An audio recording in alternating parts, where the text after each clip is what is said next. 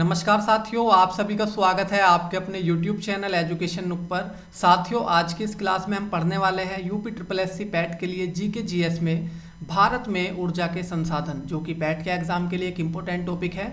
इस टॉपिक के आज मैं आपको 50 क्वेश्चन कराऊंगा जो कि पहले अन्य प्रतियोगी परीक्षाओं में आ चुके हैं। तो चलिए क्लास स्टार्ट करते हैं।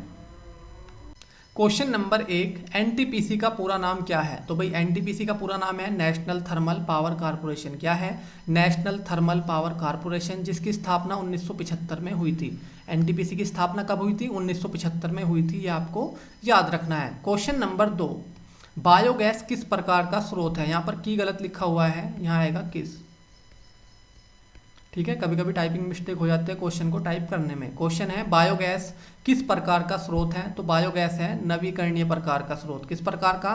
नवीकरणीय प्रकार का। आप सभी को पता होगा कि ऊर्जा के जो स्रोत होते हैं वो दो प्रकार के होते हैं, एक होता है नवीकरणीय और दूसरा होता है मेरे भाई अनवीकरणीय।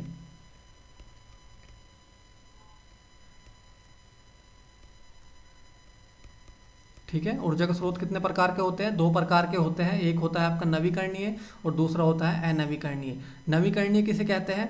वह स्रोत जो पृथ्वी से पूरी तरह खत्म नहीं होते हैं और जिनको दोबारा से रिस्टोर किया जा सकता है, उन स्रोतों को क्या कहते हैं? उनको कहते हैं नवीकरणीय स्रोत। जैसे सौर ऊर्जा, ठीक है, पवन ऊर्जा, जल विद्युत ऊर्जा,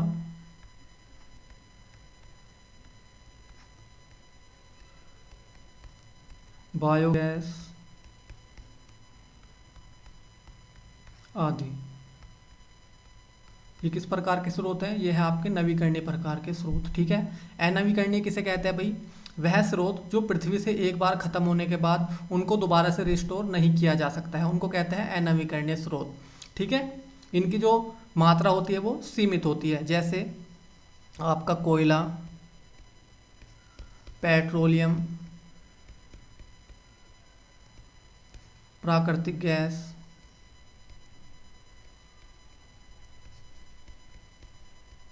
आदि।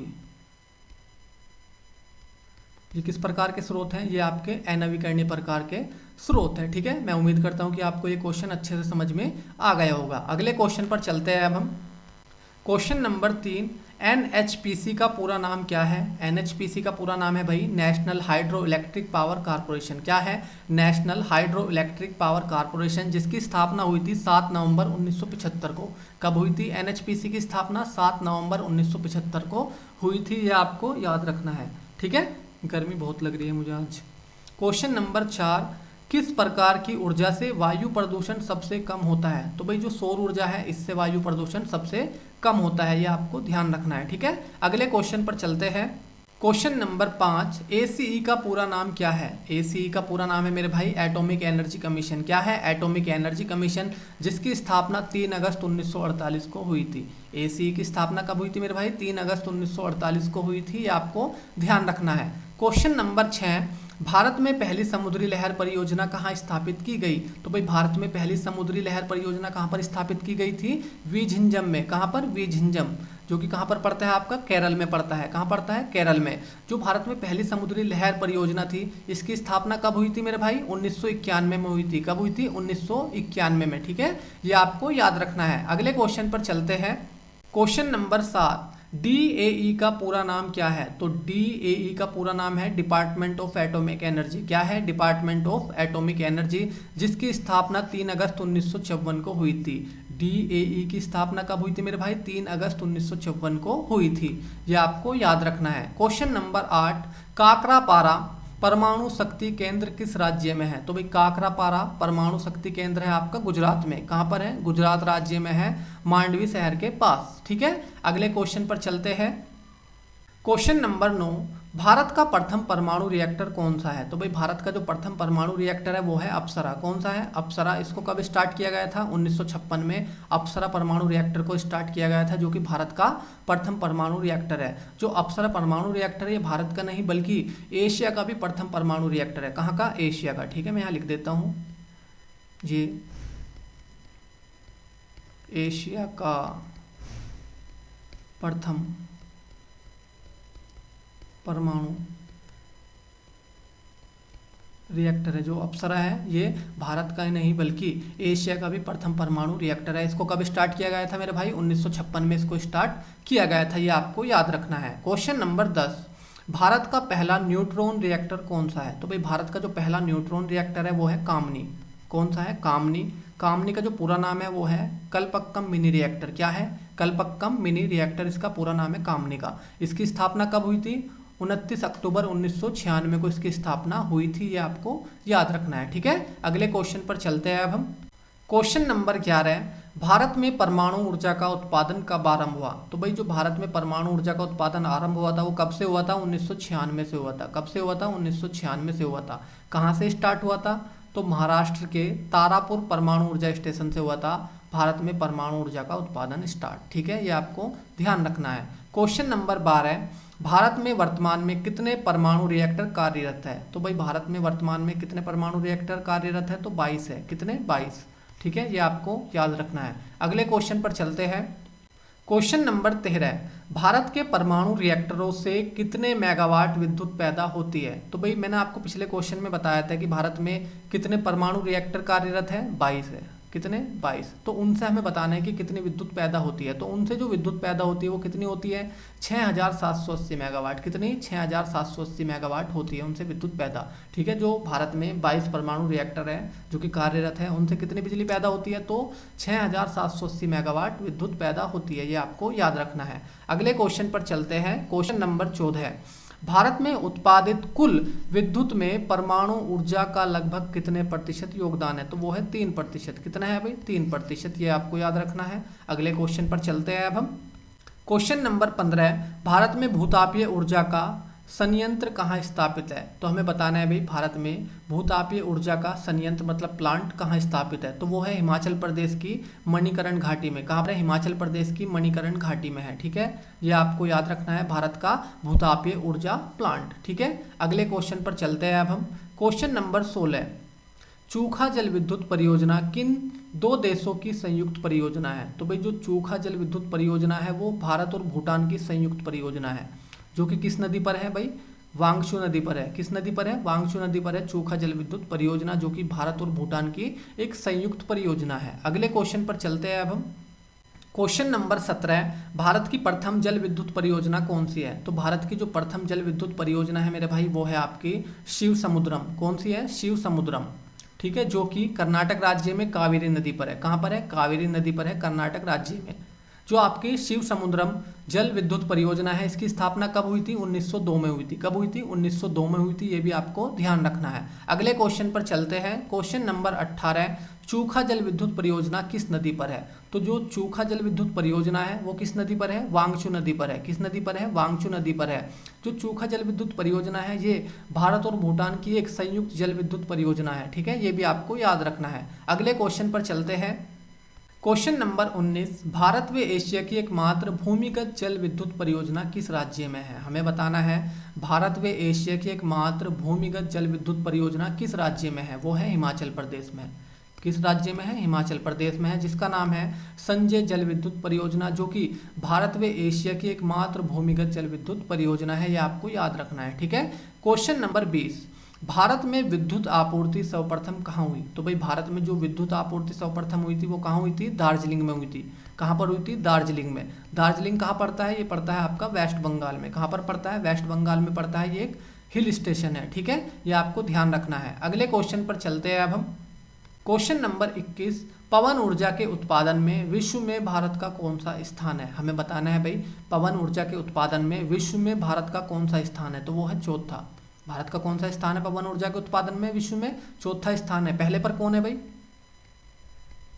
प्रथम है चीन। ठीक है, पवन ऊर्जा उत्पादन में।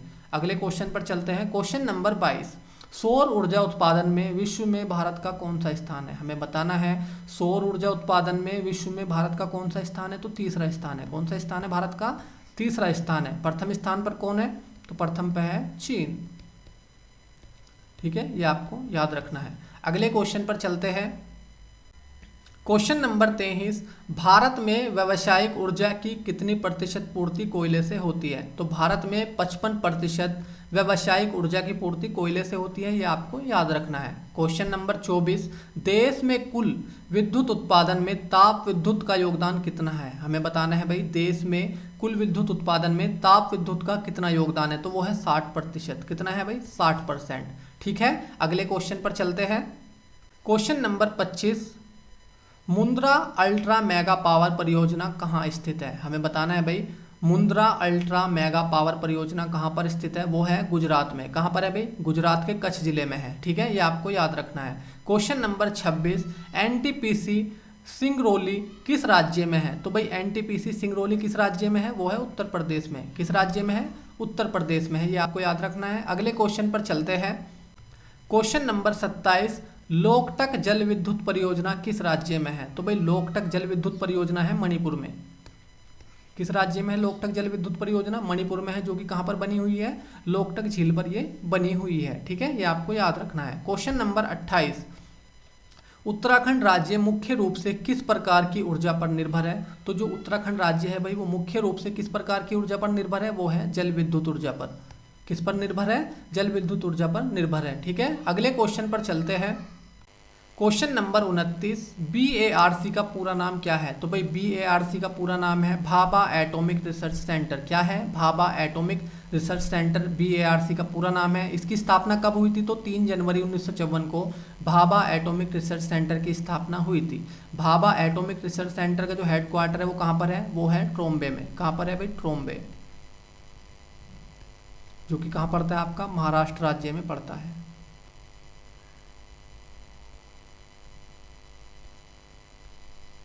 ठीक है, ये आपको ध्यान रखना है, यहाँ से एग्जाम में क्वेश्चन आ सकता है। क्वेश्चन नंबर 30, इंदिरा गांधी परमाणु अनुसंधान केंद्र की स्थापना कब हुई? तो भाई इंदिरा गांधी परमाणु अनुसंधान केंद्र की जो स्थापना हुई थी वो हुई थी 1971 में। कब हुई थी? 1971 में हुई थी। कहाँ पर हुई थी? तो कलपक्कम में हुई थी, जो कि चेन्नई में पड़ता है। ठीक है, ये आपको याद रखना है। अगले क्वेश्चन पर चलते हैं।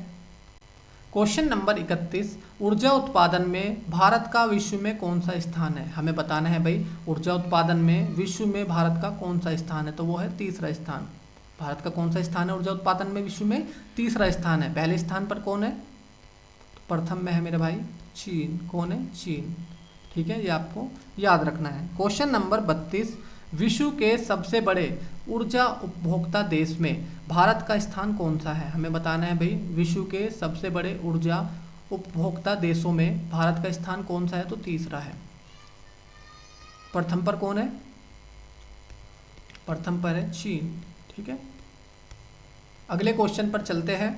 क्वेश्चन नंबर 33, भारत विश्व की कुल ऊर्जा का कितने प्रतिशत उपभोग करता है? हमें बताना है भाई, जो भारत है वह विश्व की कुल ऊर्जा का कितने प्रतिशत उपभोग करता है? तो 6.1% उपभोग करता है भारत। ठीक है, अगले क्वेश्चन पर चलते हैं। क्वेश्चन नंबर 34, कोयला उत्पादन में भारत का विश्व में कौन सा स्थान है? तो भाई कोयला उत्पादन में भारत का विश्व में कौन सा स्थान है? तो दूसरा स्थान है। कौन सा स्थान है? दूसरा स्थान है। प्रथम पर कौन है? चीन है। ठीक है, ये आपको याद रखना है। अगले क्वेश्चन पर चलते हैं। क्वेश्चन नंबर 35, भारत में कितने प्रतिशत से अधिक गैर कुकिंग कोयले का उत्पादन होता है? तो भाई भारत में कितने प्रतिशत से अधिक गैर कुकिंग कोयले का उत्पादन होता है? तो 90% से अधिक गैर कुकिंग कोयले का उत्पादन होता है भारत में। ठीक है, ये आपको याद रखना है। क्वेश्चन नंबर 36, भारत में कोयले की सबसे अधिक खपत किस में होती है? तो हमें बताना है भाई, भारत में जो कोयले की सबसे अधिक खपत होती है वो किस में होती है? तो वो होती है विद्युत उत्पादन में। किस में होती है? विद्युत उत्पादन में होती है।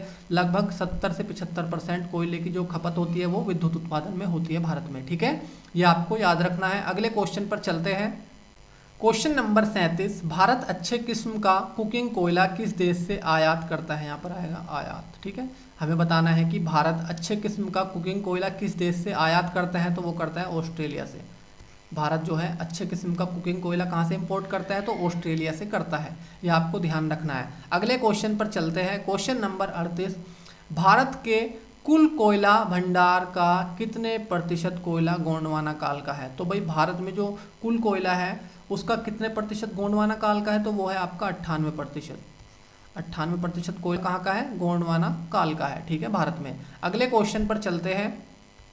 क्वेश्चन नंबर 39, भारत में मिलने वाला गोंडवाना काल का कोयला मुख्यतः किस प्रकार का होता है। यहाँ पर आएगा काल, ठीक है।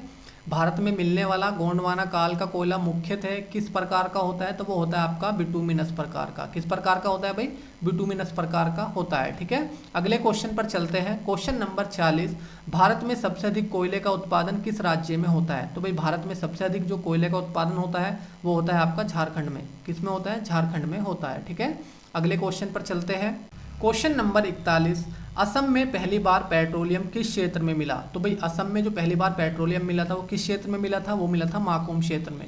किस क्षेत्र में मिला था, माकुम क्षेत्र में मिला था। कब मिला था, 1835 में। अगर एग्जाम में क्वेश्चन आए कि भारत में पहला तेल का कुआं कहाँ पर खोदा गया था, मतलब प्रथम तेल का कुआं कहाँ पर खोदा गया था, तो वो खोदा गया था आपका डिगबोई में। कहाँ खोदा गया था,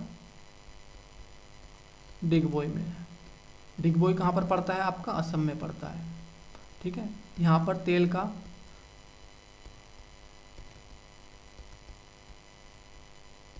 प्रथम कुआं खोदा गया था, ठीक है। ये भारत का ही नहीं बल्कि एशिया का प्रथम तेल का कुआं था। कहाँ का, भारत का नहीं बल्कि एशिया का, ठीक है। ये भी आपको याद रखना है। क्वेश्चन नंबर 42, असम की तेल नगरी किसे कहते हैं। तो भाई असम की जो तेल नगरी कहते हैं वो कहते हैं डिगबोई को। किसे कहते हैं, डिगबोई को कहते हैं, ठीक है। अगले क्वेश्चन पर चलते हैं।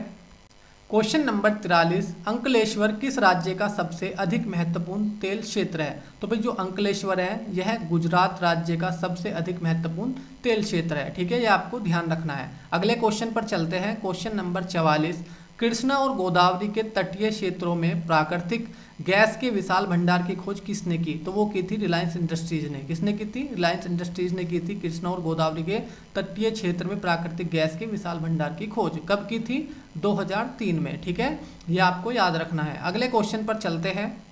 क्वेश्चन नंबर 45, भारत में कुल ऊर्जा संसाधन में प्राकृतिक गैस का योगदान कितना है। तो भाई भारत में कुल ऊर्जा संसाधन में जो प्राकृतिक गैस का योगदान है वो है 6 से 7%। कितना योगदान है, 6 से 7% है। ये आपको याद रखना है। क्वेश्चन नंबर 46, वर्तमान में भारत अपनी आवश्यकता का लगभग कितने प्रतिशत पेट्रोलियम आयात करता है। तो भाई भारत अपनी आवश्यकता का लगभग कितना परसेंट पेट्रोलियम आयात करता है, तो 85%। कितना परसेंट, 85% पेट्रोलियम क्या करता है, इंपोर्ट करता है, ठीक है। अगले क्वेश्चन पर चलते हैं।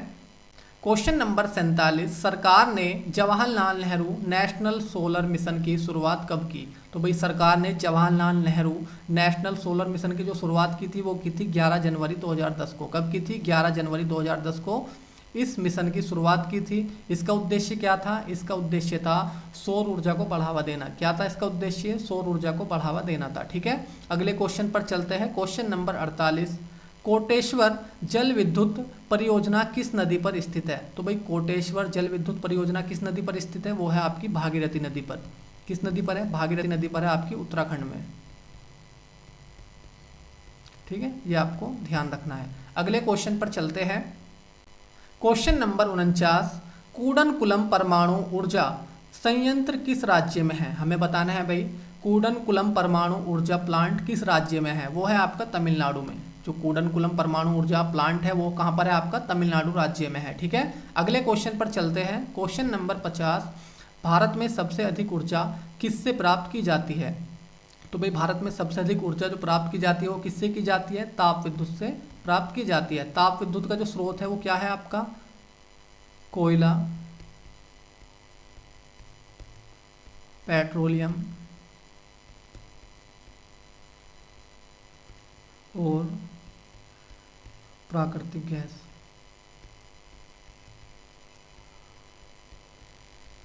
ठीक है। ये आपको ध्यान रखना है। तो मैं उम्मीद करता हूँ कि आपको ये 50 के 50 क्वेश्चन अच्छे से समझ में आए होंगे और मेरी वीडियो अच्छी लगी होगी। अगर आपको ये 50 के 50 क्वेश्चन अच्छे से समझ में आए हैं और मेरी वीडियो अच्छी लगी है तो आप मेरी वीडियो को लाइक कर सकते हैं और हमारे चैनल को सब्सक्राइब कर सकते हैं, जिससे कि आपको नई वीडियो का नोटिफिकेशन तुरंत मिल सके। तो आज के लिए इतना ही है, मिलता है अगली क्लास में। धन्यवाद।